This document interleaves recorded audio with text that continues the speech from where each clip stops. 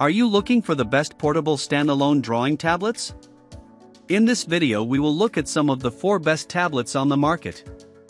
Before we get started with our video, we have included links in the description, so make sure you check those out to see which one is in your budget range. Starting at number 1. iPad Pro 12.9. The 12.9-inch iPad Pro 2022 has a very crisp resolution of 2732 by 2048 and an aspect ratio of 4:3, great for portrait-oriented work. The unbelievable 264 ppi allows you to work on and clearly see the tiniest of details. The Liquid Retina XDR display offers incredible color accuracy and shows off HDR images in video easily. So you're getting the richest blacks and most vibrant colors. The system feels fast and fluid, not least because of the device's 120Hz refresh rate. And the best use of 120Hz is drawing responsiveness with the Apple Pencil. The strokes are much more immediate with zero lag. The iPad Pro 12.9's mini LED display brightness can go up to 600 nits with normal usage and up to 1600 when viewing HDR content. The brightness makes the display much easier to see even under strong sunlight. The M2 8-core CPU in the iPad Pro is very fast, and there's up to 16GB RAM too. The M2 processor is fast, everything responds quickly, which you'll notice if you're editing videos or running multiple complex applications at the same time. Adobe Fresco, Procreate, and a multitude of other really great and exclusive iOS drawing apps make drawing on the iPad a breeze. Procreate is definitely more for illustration that imitates more traditional paint/pencil styles. The Apple Pencil 2nd Gen, a separate purchase, is 100% worth the cost. It's a brilliant piece of hardware, and is so much more sensitive and capable than a regular stylus. It supports pressure sensitivity, tilt angle, and has a very nice overall weight to it. The pencil attaches to the iPad with a cool magnetic click for charging and portability, and can pair with the tablet automatically. Another super slick accessory is the Magic Keyboard. Buy separately, it protects the Apple iPad, and acts as a perfect stand and a nice keyboard. Apple assures that full single charge will last about 10 hours if you surf the web. However, when you draw on an iPad, it will use more resources and power, so it will last a little less, about 6 to 7 hours, but still enough to finish a drawing. The iPad Pro's 12.9-inch display is a great canvas size for your art, whether you're sketching, painting, or editing photos, that still lets you be mobile. If you want the portability and less strain on your hands, get the 11-inch iPad Pro, which weighs 466g, but that model doesn't come with the mini LED display, it's equipped with a standard LCD panel. At number 2. iPad Air 5th Gen.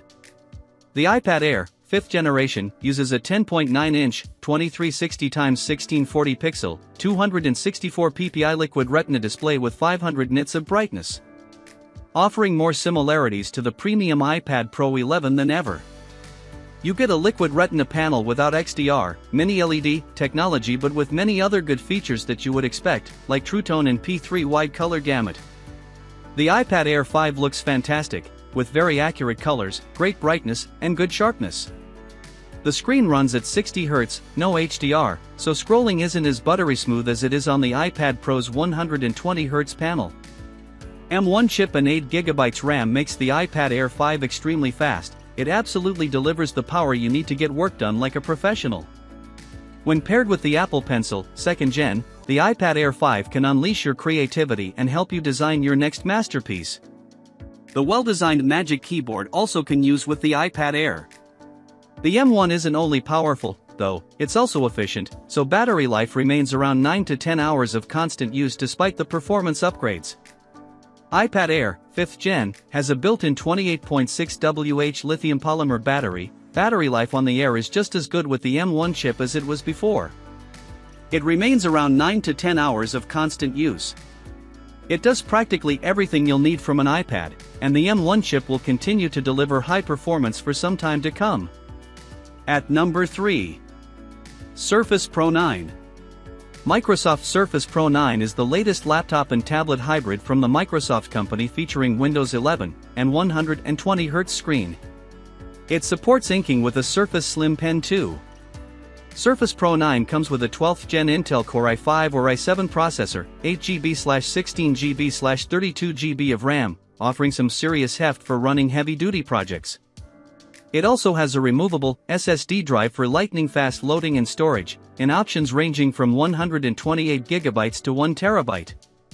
It has a 13-inch PixelSense Flow display with 106% sRGB color gamut, and a resolution of 2880 by 1920 pixels. All visuals look sharp, vivid, and accurate. The refresh rate is high at a maximum of 120Hz for crystal clear and smooth performance. The Slim Pen 2 is drawing performance almost on par with the Apple Pencil and Samsung S Pen. The pen supports palm rejection, tilt, and up to 4096 levels of pressure sensitivity. Very responsive and functional. It charges in the optional Surface keyboard slot. It replicates a pen-to-paper feel thanks to the haptic motors inside the pen. Allows you to draw on the screen, annotate documents, and bring out your inner creativity in Windows apps like Photoshop or Illustrator. The tablet's metal frame feels well built and offers next to no flex when pressed. A kickstand at the back allows it to stand freely without the keyboard, as well as hiding the removable panel for changing out the absolutely tiny solid-state drive. Both keyboard and the unit itself are available in a variety of different colors if you want to personalize your Surface. The Surface Pro keyboard and Surface Pen 2 are both optional extras that will take the total price of the unit above $1,500. Unlike its competitors such as iPad Pro and Samsung tablets, since it is Windows-powered, it can run all your industry-standard drawing and animation application. This tablet comes with a 47.7 Wh battery capacity. Battery life remains at about 8 hours of constant work, which should last the working day but not much more. The Surface Pro 9 is a great product recommend to professional artists, especially to artists who demand a high level of accuracy for their line art. At number 4. iPad 10th Gen. Apple offers a 10.9-inch IPS LCD display on this iPad 10th Gen, surrounded by notably thick but uniform bezels. It now looks just like the iPad Air, iPad Mini, and iPad Pro. Resolution is 2360 x 1640 with 264 ppi, so all the visuals look sharp with no visible pixelation. It also has 500 nits of max brightness, 101.2% of the sRGB color gamut, 60 Hz refresh rate, and Apple's True Tone display technology. The display is not laminated, so that there's an air gap between the glass and LCD display beneath. The parallax will be noticeable when drawing fine lines. And due to the gap, tapping the pen tip on the display will produce a more hollow sound. iPad 10th Gen has Apple's A14 chip, 4 GB of RAM and either 64 GB or 256 GB of storage. A 14 chip is easily powerful enough to handle anything you may want to do with an iPad like this, from the latest games and watching videos to painting in apps such as Procreate. The iPad 10th Gen doesn't support the latest 2nd Gen Apple Pencil, so if you want to be able to draw, take notes and more on this iPad, you'll have to pay for the Apple Pencil, 1st generation. Despite its reliance on an older pencil, the 10th Gen iPad offers a solid drawing and writing experience. It's responsive and accurate enough for high-level work. The Smart Keyboard Folio includes a back plate, as well as a keyboard, with a touchpad, that doubles as a cover. While expensive at $249, the keys offer a good 1mm of travel and snappy feedback.